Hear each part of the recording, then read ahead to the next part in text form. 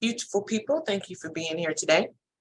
I am Denise Barnes and I work for the Florida Center for Inclusive Communities here at USF, and we provide services to individuals with intellectual and developmental disabilities across the state. And then we also provide technical support for any agencies or entity in Florida that need supports in dealing with individuals with intellectual developmental disabilities or being educated about it, especially in the areas of employment, community, health, interdisciplinary learning. We are a USAID, and we are one of 26 USAIDs that are in the nation and one of 2 that are in Florida. We serve primarily individuals across the lifespan, and the Millman Center, which is down in Miami, does 0 to 18. So with that being said, welcome to this Florida APSE and FCIC presentation, and we are featuring today the Division of Blind Services. And our speaker today is the wonderful Jean Fiore, who is not on Google if you search for image of her. So I just want to let you guys know a few things about Jean.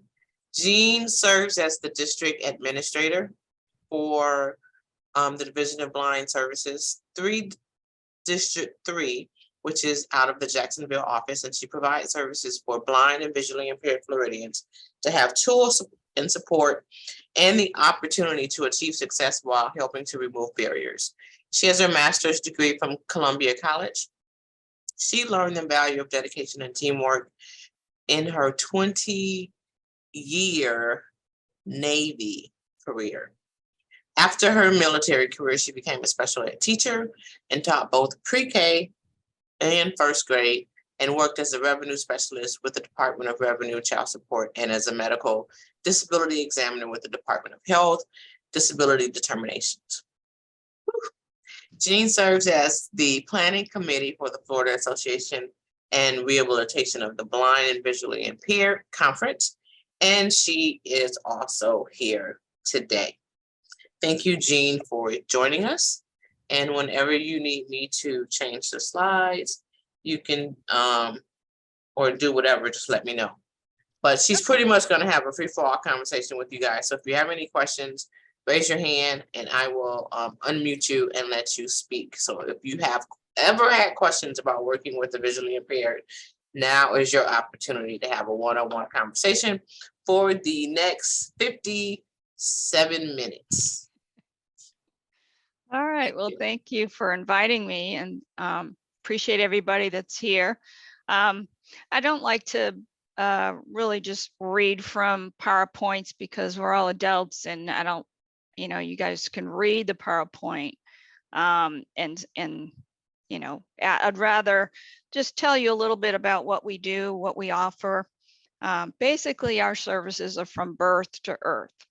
We have several programs. We start all the way from blind babies, a child's program, a transition program for our high school and students that are ready to go to college. And then our main program is our vocational program, helping blind individuals maintain employment, remove those barriers that they have. And we also have an independent living program for the older adults that are not going to be able to work, but maybe need our help with becoming independent in the home. We have a business enterprise program for those that have a business background and want to start their own business. And that program itself is pretty extensive. It helps someone get started with either a vending or a small cafe or both within the state of Florida. If you've been on any of the interstates and went to a rest area and you've seen the vending machines, those are all maintained by people who are visually impaired or blind. So when you go see those machines, you'll know that we support those people and they do quite well. The only caveat with that program is for someone to enter that program, they have to be willing to relocate anywhere in the state where those openings become available. And then there's training that's held in Daytona for that. And then the person has to apply and bid for a position. So it's pretty lengthy, but it is a very rewarding program. And then we also have the Talking Book Library that's also in Daytona. The Daytona Center used to be called the Rehab Center, but they changed their name and now they're the Career Technology and Training Center. And that's also where the Talking Book Library program is located. The Career and Technology Training Center, and I'll refer to it as CTTC, has some new programs that they're offering. They have an apprenticeship for CompTIA Plus, which allows someone to have a computer certification. They're also doing another apprenticeship program so that blind individuals can test company websites on the accessibility for blind individuals, as well as some customer service opportunities, training. So they have a lot of new classes going on and programs that I think would be interest to some people that maybe have never been there before. But before I go on, and I don't really want to talk about each individual program, but I think one of the biggest challenges that people have is knowing when to disclose their disability to an employer. There really is no right or wrong time, but I would say during your interview, let the employer know that you are visually impaired and that you can do the job. Let them know what accommodations you need. And with the Division of Blind Services, that's where we can come in and we can work with the employer to help with those accommodations, whether it be you need more training or you need a certain device, those type of things. So that's real important to disclose that and not be afraid. And then before I go on, I was wanting to know, does anyone have any questions on what of kind of, I know I talk kind of fast from New England. Does anyone have any questions on anything so far? I'll give you a minute, a couple of seconds if you need to raise your hand or ask a question in the chat.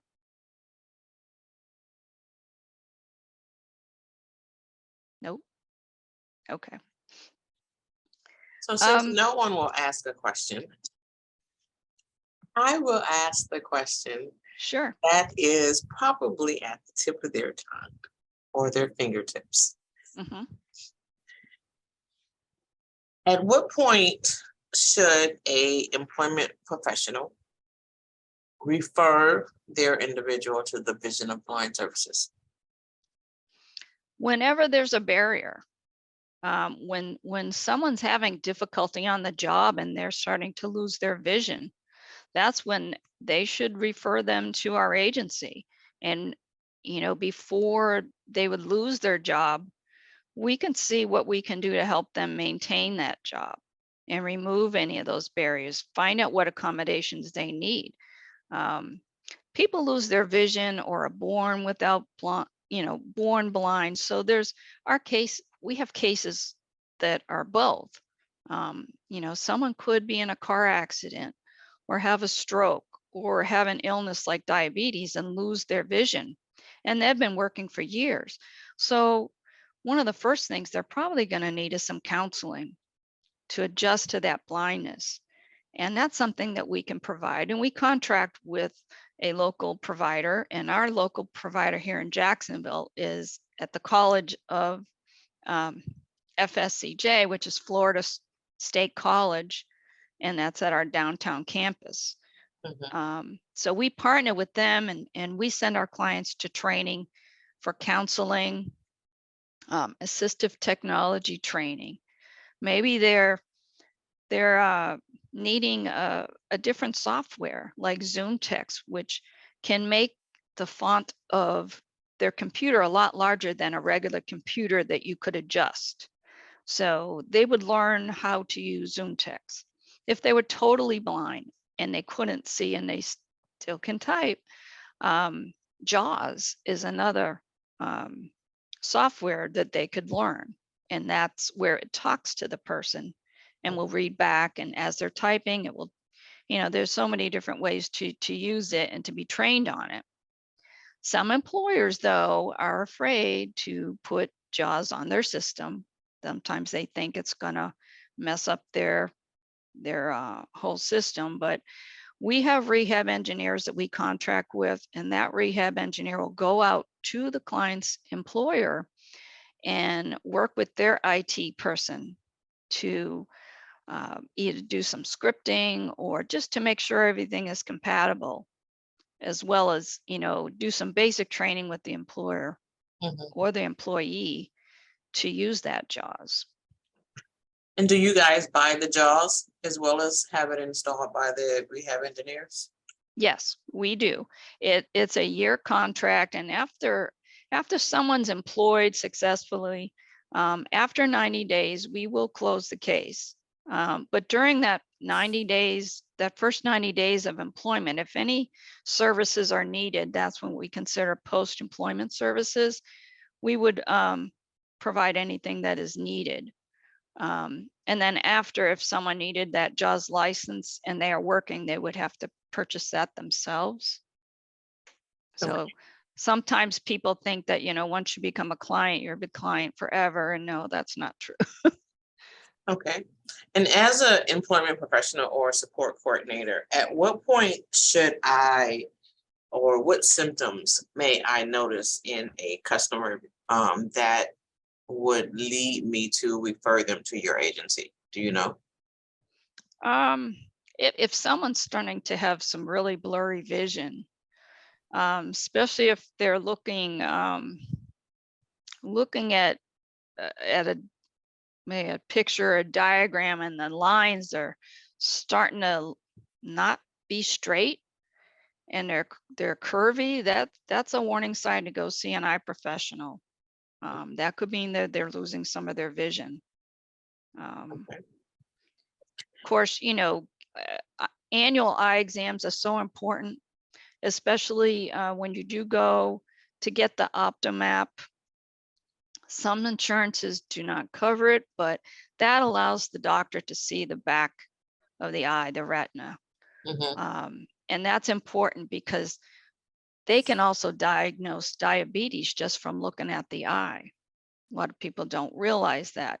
And if you do have diabetes, that's something you need to really control and make sure you see your eye care professional and have that eye pressure checked. If you have glaucoma, lots of different things, keep your health up, because a lot of the eye conditions, you don't really feel anything. Like I myself have glaucoma, so I do take drops, but I wouldn't have known that I had glaucoma. I went and had LASIK done. And when I got the LASIK done, that's when I found out I had glaucoma. But, it is maintained, and I go see my glaucoma specialist every 3 to 4 months and to have my eye pressure checked, because if I start seeing, like I got floaters, which it's kind of annoying, but after a while you get used to it. But if you have a lot of floaters or flashing in your eye, flashing light, that's a danger sign. You want to make sure you have that checked. But they can do laser to decrease your eye pressure if you have glaucoma. And it's important, if you do have any of these diseases and they give you drops, that you take them. They can be expensive. But I always tell people, you know what, you only have one set of eyes, so take care of them. Right, right. Now, have you worked with any individuals who have intellectual and or developmental disabilities who are also nonverbal?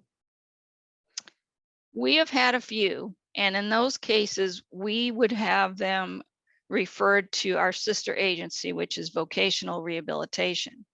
So someone would have a dual case. We would work with vocational rehab, and both counselors together would work to try to help that person become employed, because we have a lot of deaf blind clients. Mhm. And we do have people that maybe are on the autism spectrum, but that doesn't mean they can't find work. I mean, it is more difficult, but that's where we work with vocational rehab. They have a little bit more resources as far as maybe providing job coaches, um, you know, making specific jobs for those individuals. Mhm. Um, and it's basically just, getting into the community and talking with employers and explaining the benefits of hiring someone that is visually impaired, even if they have other disabilities. Um, that with the ADA, that's really come a long way. Mhm. A lot of employers want to hire people with disabilities, and when they hire them, they find out that they're sometimes better workers than people that don't have disabilities. Okay. We just got to get that fear out, you know, to, let people know that, not to be afraid to hire people. Mhm.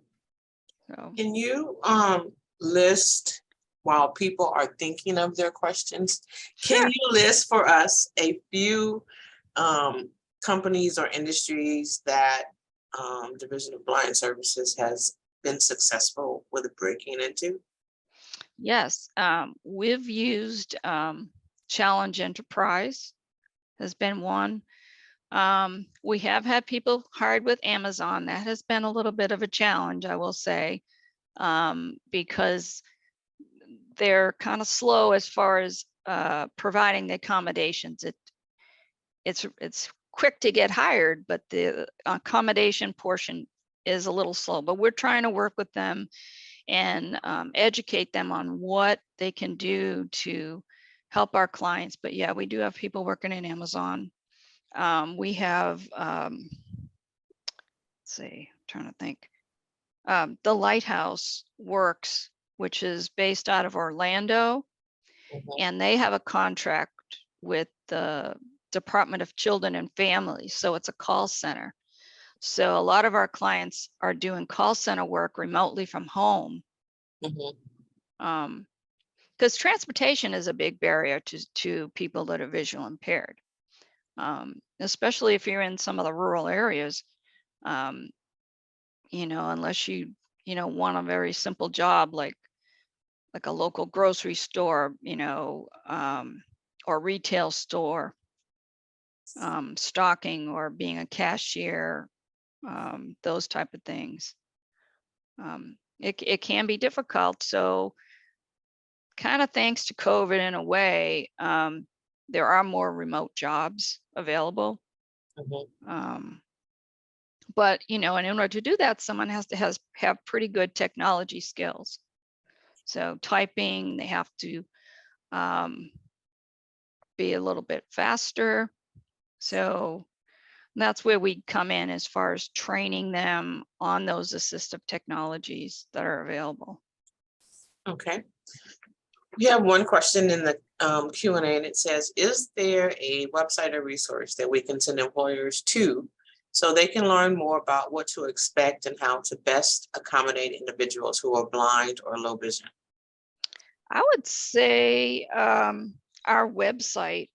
Um, I do have a flyer here that I'm looking at that tells employers the benefits, the financial benefits, how they can get tax credits for hiring people that are visually impaired. So our website would be for employers would be DBS, that's Delta Bravo Sierra Mhm. dot FLDOE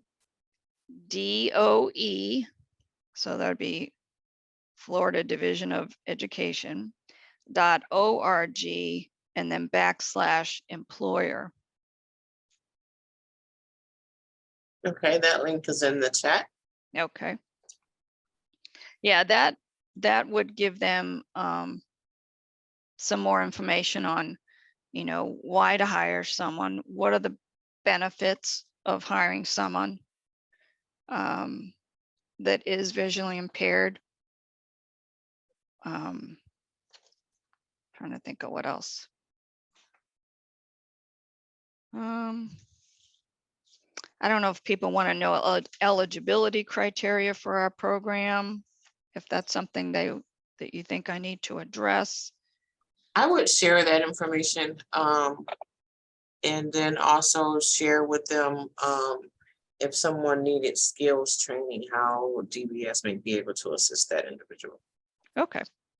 All right. So basically, to be determined eligible, you have to have a bilateral visual impairment, meaning both eyes. And if you already are receiving Social Security benefits under Title II, you would be eligible for that. Trying to think of what else. So you have to have a, I'm trying to find my notes here.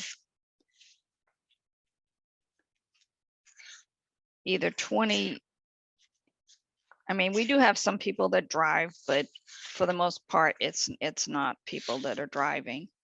If you have peripheral, you know, loss where you're just seeing like tunnel vision and you only have like 20% remaining vision that you can see peripheral, you would be eligible. It has to be 2200 corrected or less to be eligible for our services. And basically you have to have a, you know, a reason on why you can't work because of your vision. For us, you know, if vision isn't your main disability, or it's only one eye, say you have just one eye that's bad, then we would recommend you to vocational rehab, our sister agency. So, but our biggest thing is, you know, finding out what is keeping the person from working. And it could be that they never worked before. We do get clients that, you know, they've been blind, they've lived with being blind and lived with their family, and maybe their family no longer wants to support them. And then they realize, hey, I got to get a job. What do I do? And so that would be a long process, but we would help them get trained, and we would do a vocational assessment to see, based on their education, their interests, and their, you know, physical and mental abilities, on what they can and what could they do and what would they like to do. And then we would look at where they live, what's accessible to them, try to find something that's closest to them, especially if they're in a rural area and transportation would be an issue. So there's a lot of different things that we would consider.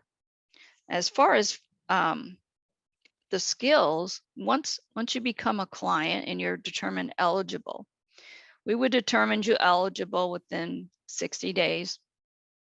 And then we have 60 days to create an individual employment plan. That employment plan is something that you work with the client to find out what their needs are. Do they need orientation and mobility training, learning how to walk with a cane? Do they need assistive technology training? Do they need adult daily living skills? You know, skills like cooking, cleaning, you know, personal hygiene, those type of things. If they need those services, we contract out. If they need more intensive services, then we would refer them to Daytona, to that career technical training facility, where they actually stay there in the dorm and they get training Monday through Friday. On the weekends, they still stay there, but they do things like take them shopping, into the community, teach them different things. They do work experiences. They take them on field trips. So for someone that needs a lot more training, we recommend them to go to that residential facility because it's more intense, and they're with other people as well. And a lot of the instructors there themselves are visually impaired. And that can be a big difference to someone that may be just losing their sight. And they're just scared and they don't know what to do next. So that's one option, is doing that. But every case that we're going to have is going to be different. And that's the counselor's job to figure out what is the best option for them. And we want to try to get someone employed as soon as possible, but it still has to be at their pace. You can't rush someone into learning or finding the right job. But there are lots of jobs that they can do. And since I've been working for the Division of Blind Services, I've been amazed at some of the jobs that people have learned to do. So three more questions. The okay. first question is, how does a vocational assessment for a person with a visual impairment differ from that of a vocational assessment from others? I'm sorry, repeat that one more time.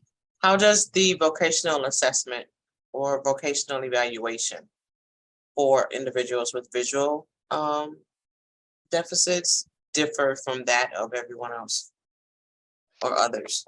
Well, I mean, it really isn't much different. It's the person that evaluates you is a professional, and they are qualified. They would be doing the same test. If there's items that you wouldn't be able to see, they would explain to you. They would give you more time.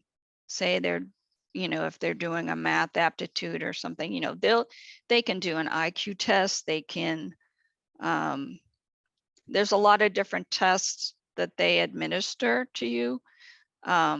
Some providers do it in person, some do it virtually. Personally, I think in-person testing is the best because they can see you and assist you as needed. But it's basically the same evaluation that our sister agency would use, and a lot of times we use the same providers.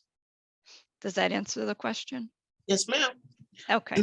So one of our viewers wants to know, do you all provide Social Security benefits analysis and summary for DBS clients to help them understand how employment may impact their benefits?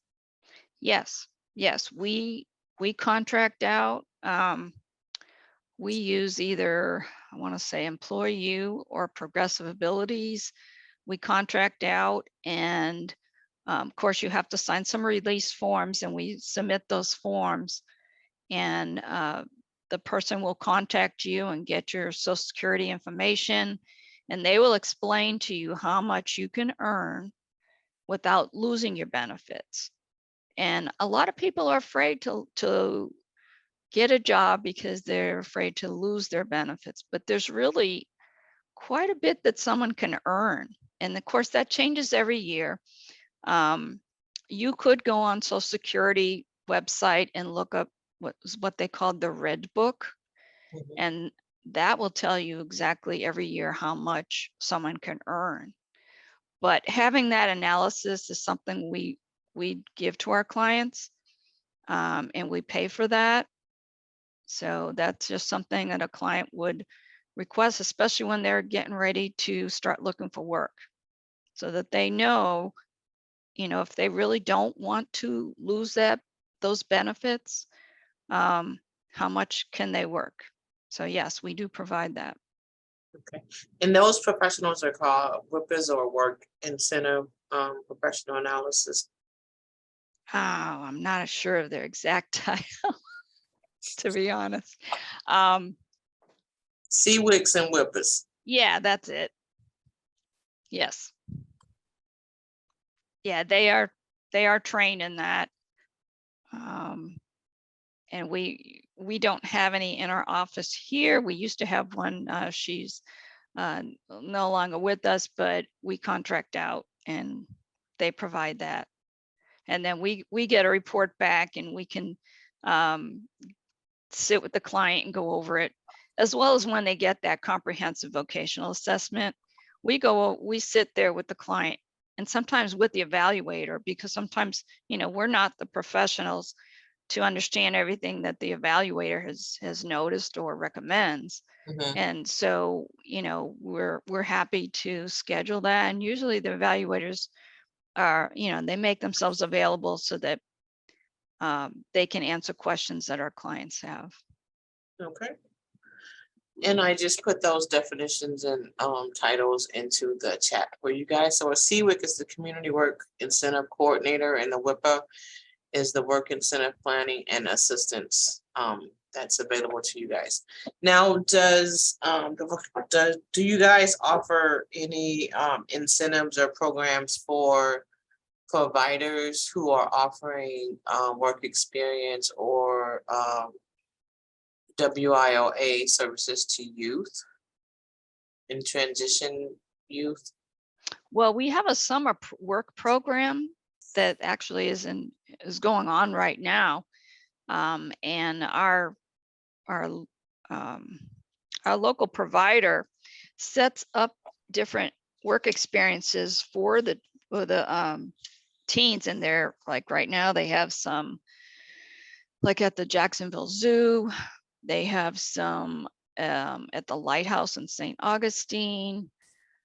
There's want to say at the college at Florida State College at Jacksonville. Trying to think, there might even be one of the restaurants that offers those job experiences, and we pay. It's $6 an hour that they get right now. We're hoping that gets increased sometime, because it's not a whole lot of money, but it does give them a chance to see what it's like to be in the workforce.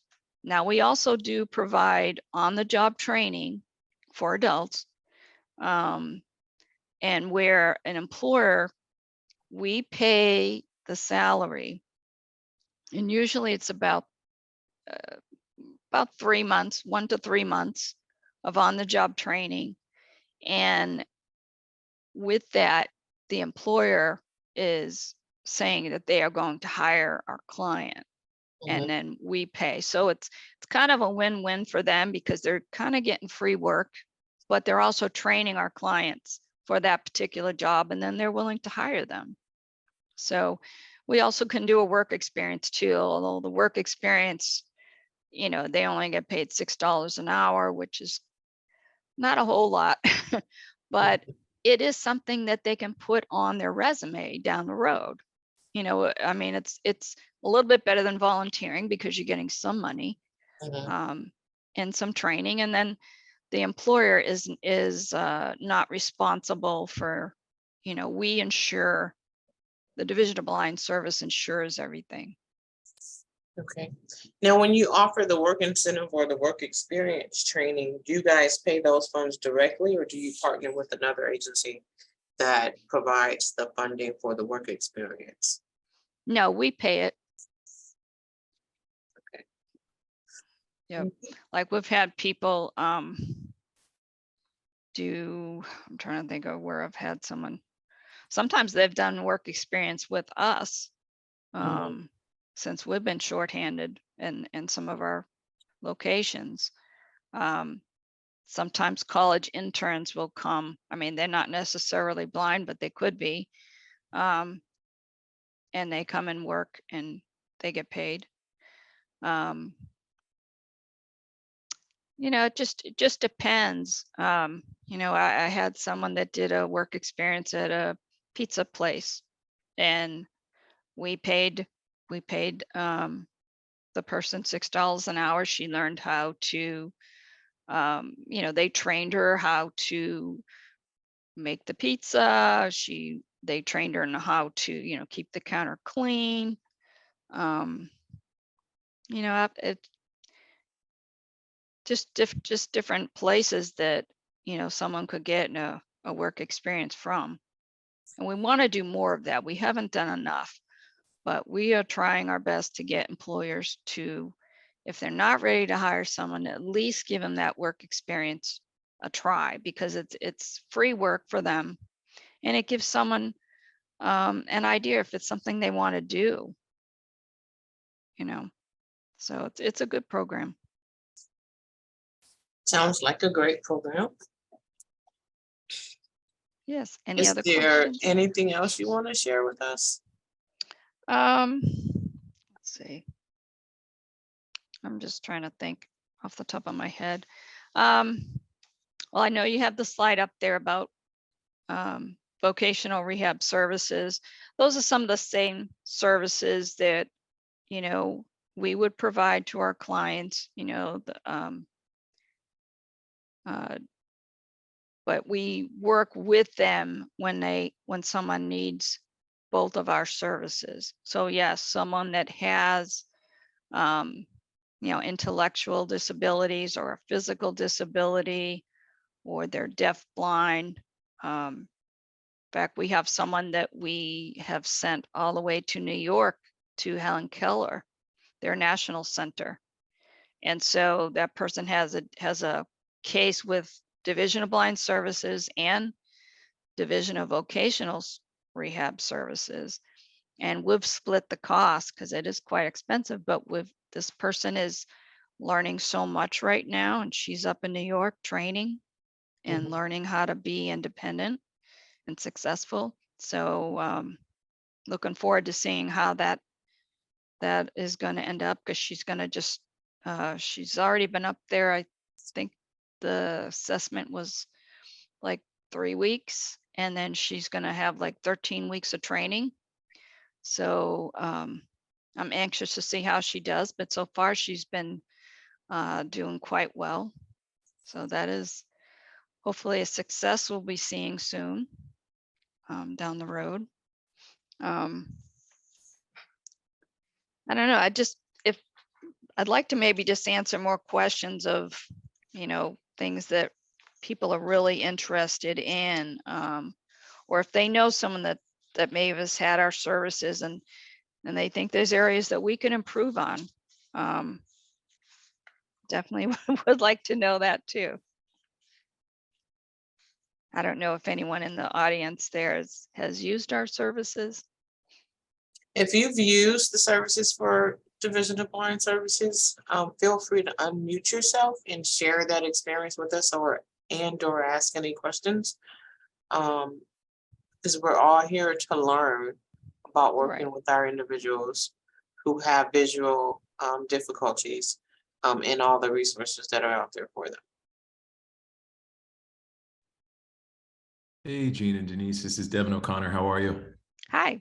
Hey, quick question. So I've personally worked with individuals who had dual cases, both with DBS and VR. And I wanted to know, Gene, what advice would you give us? Because obviously we're working with VR as a VR provider, and we're not a DBS provider, but we want to make sure that we're kind of streamlining services and doing whatever we can to ensure that the individual is not duplicating their work. So what advice would you give to a provider that's providing VR services while there's also an open case for DBS? Well, we want to share information with each agency. And of course, you need the client to agree to that. So releases have to be signed with both agencies so that we can work together. Division of Blind Services, we are a little bit faster than our sister agency as far as moving the cases along. And, of course, vocational rehab, they don't have the blind babies, they don't have the children's program or the independent living program. So some people that may be referred to them, they're not able to help because they're mainly just the employment portion. But the the biggest thing is to let whichever case you have open first, whether it be the Division of Blind Services or the Division of Vocational Rehab. So let them know that you want to be referred to the other agency. Because sometimes when we get a case, the client doesn't let us know they have other disabilities. I mean, of course we ask them, but if they don't tell us, we don't know. And I'm sure the same is true for our other agency. But for us to work together, we need those releases so that, you know, we can share our reports, our iMedical reports, training reports. If we do a vocational evaluation, we want to share that with vocational rehab agency as well, so that they don't have to duplicate the services. And that's why we want to work together. We also like to have meetings together with the clients together. Sometimes it's done, you know, by Teams or Zoom or, but in person, you know, we always welcome them to come into our office and work together. But the biggest thing is sharing where we're at on the case and communicating with the other counselor and the client and their family and finding out, you know, what is it they need and, you know, how can we get it done efficiently together. So if there's something that DBS can do faster and that we're able to do, we'll do it. But, you know, communicating between both agencies, and I know a lot of times clients get confused when they have so many different people to talk with, where they have a Division of Blind Service counselor, they have a vocational counselor, and then they have a case manager with whoever they're referred to, whether it be a job coach or someone that we send for training, and they get confused. And so a lot of times just, you know, sharing with everybody involved when you're sending an email out or sharing information. As long as you have those releases, we're able to share the information with each other for the better of the client.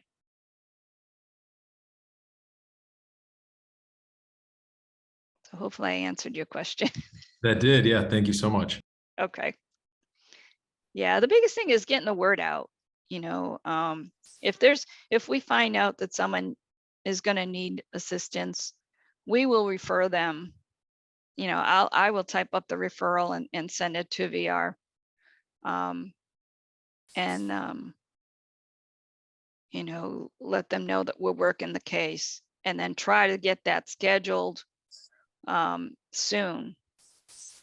Because the sooner we work together, the faster things are gonna go. Well, thank you very much for sharing with us during this quick lunch and learn about working with the Division of Blind Services across the state. And we thank you for your knowledge. We thank you for your being open and willing to answer questions on the spot in regards to the services and eligibility for those that we provide services for. I want to thank everyone that's here for being here today. Also would like you to take our survey to get your certificate of attendance. Yes. It is required. And so you can either scan the QR code or you can use the link that's in the chat. For those that don't have that done, you won't get a certificate, but if you complete it, you'll get a link. When you finish, you'll get a thank you note right after you finish it.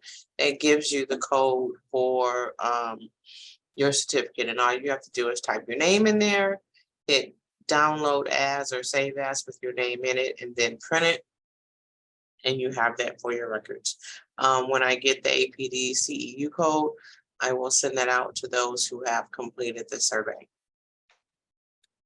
And as I said earlier, this webinar today is brought to you by the Florida Center for Inclusive Communities, which is a USET, and it's also brought to you by APSE, the Florida chapter. And If you want to become a member, that information is available to you and it's in the handout that we provided to you. There are different levels for different individuals. And many of you probably would be a patron member, but you still have access to a lot of information and you still be supporting employment first in the state of Florida. And also, there's a webinar coming up next month, in addition to our new webinar series launching in August. But this one is by DUSET, and it's called My College Life Students with Intellectual Disabilities Share Their Lived Experiences.